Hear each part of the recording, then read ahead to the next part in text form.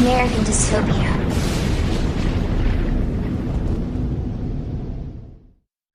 Rick Shepherd. Hello, Are you sir. there, sir? I am. It's a pleasure to see you. Thank you How for are you? joining us for Democracy Discussions. I'm doing awesome. So let me read your introduction real quick. Rick occupied Wall Street, exposed institutional racism in the Reno Police Department, resulting in the termination of the chief of police. He is the NAACP Environment and Climate Justice Committee chair. Rick is running for the U.S. House of Representatives, Nevada's second congressional district.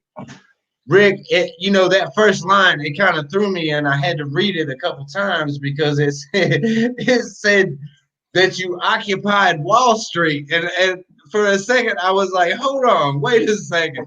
But then, I don't know. We occupied Bank of America. I don't know if that counts or not.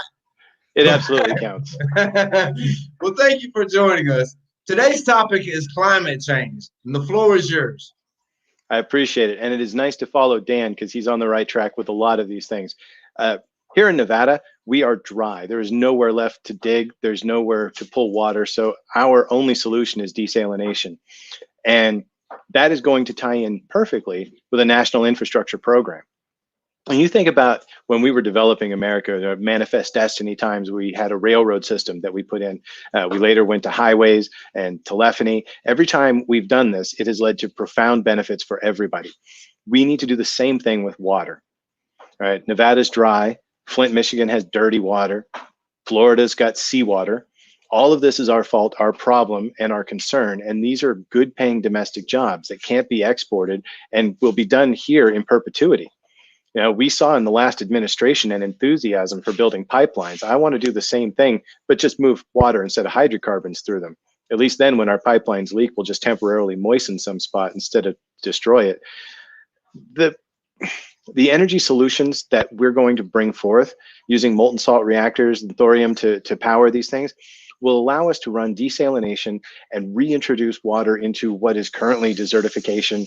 And we can reverse some of these processes that have been leading to the climate catastrophe. Out here in rural Nevada, there's a huge fight for water. Miners, ranchers, farmers, all need access to the lands and the water. And then you have, of course, the people and the agriculture that goes along with supporting us. No one is wrong. They all have a claim, but there just isn't enough to go around unless we bring it in from the outside. And so that's why, as part of addressing climate change, a national infrastructure program for water is a critical piece of it. There are 7 basic human rights that I believe need to be put forth as a new Bill of Rights for human beings. And those are power, as in electrical power, water, internet, housing, healthcare, education, and voting. Provide these 7 basics to all human beings. Lift people up from Maslow's hierarchy of needs through the fundamentals and to a point where they can start looking for something that looks like self-actualization. And we will see declines in mental illness. We will see improvements in life expectancies. We will see a renaissance, I believe, in ideas and creativity. Because right now, people are desperate and people are overworked and overburdened. And when you're in those environments, it is almost impossible to be creative or clever or thoughtful or do anything of significance with long-term ideas when you're worried about where your next meal is coming from. If we're going to truly stand one with each other, if we're going to fight for someone that we don't know, if we are going to be the Star Trek future instead of the Mad Max future, then we're going to have to start addressing these problems in a holistic and top-down approach. We can't fight each other for something that everybody needs and everybody has a right to. We need to fix the problem with the shortage, because in all actuality, we don't have any shortages. We have distribution problems, and we can address that through effective legislation. And as your congressman here in Northern Nevada, that's what I intend to do, is to push for sensible legislations that addresses climate change as the existential threat that it is, presents healthcare as a human right. These are basic. This is something that we all can agree upon, and it doesn't matter what state you're in or what district you're from. These are universal, and we will provide it because that's how we, the people, deserve to be treated. So, and you said that you didn't have a resource problem. You said that you have a distribution problem. Well, how do you solve that? It depends on the problem that we're having to distribute. For example, housing. We have 500,000 or so homeless people. We have 6 times that in empty homes. That's a simple concept of a distribution problem. But speaking to climate change, there's tons of water. It's just dirty or salty. So we can process it out and get it where we need it in the way that we need it.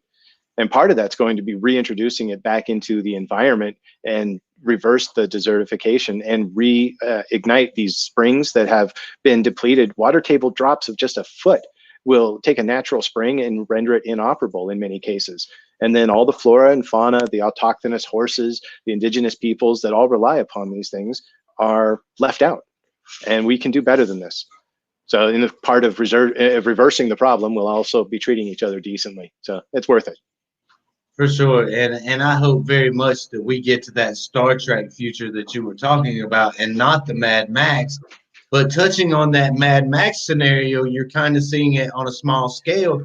You were talking about how people out there, how all these different factions are fighting for the same resources. Talk about that for a minute. Well, that's the crux of all of these conflicts. It's 2 or more people wanting the same one thing, when in actuality, we have more than enough of it to go around. Water's not in short supply. It just has to be directed properly. There's nothing in the world we can't afford. We're trillionaires with lead in our pipes, and there's no excuse for that. We've been good at water since Romans built aqueducts, and we've been good at desalination for decades, and we've been good at thorium since the 60s. These are things that we solved a long time ago. It's a matter of will. And when Wall Street can absorb trillions of dollars in a whiff and just let it evaporate, instead of giving each adult American a $30,000 boost, it's demonstrated that obviously debts and deficits don't matter. Obviously, modern monetary theory is the solution. Obviously, we can afford anything we want. We need only choose to do so. And for them to have all of that potential and then refuse to act, to refuse to lift the least among us up to something that is reasonable, it shows where their loyalties lie. Now, we've seen time and time again that legislation, bipartisan or not, it always comes out that it's the 1% who get it. It has been proven time and again. It doesn't matter if you're Republican or Democrat. The leadership on both sides say yes to war, yes to Wall Street, yes to deregulation. They say no to healthcare, no to raising the minimum wage. They have everything locked up, and the only thing we can do is vote in their replacements. They will not capitulate. They cannot be reasoned with. They cannot be dealt with. They don't feel pity or remorse or fear. And they absolutely will not stop ever until you are dead. Preach! Preach! I'm telling you what's the truth, buddy. You got me so fired up sitting over here. I'm telling you what, you made a statement just a few seconds ago. You said that we are trillionaires living with lead in our pipes. Oh my gosh, that is probably the most powerful statement to come out of tonight's episode.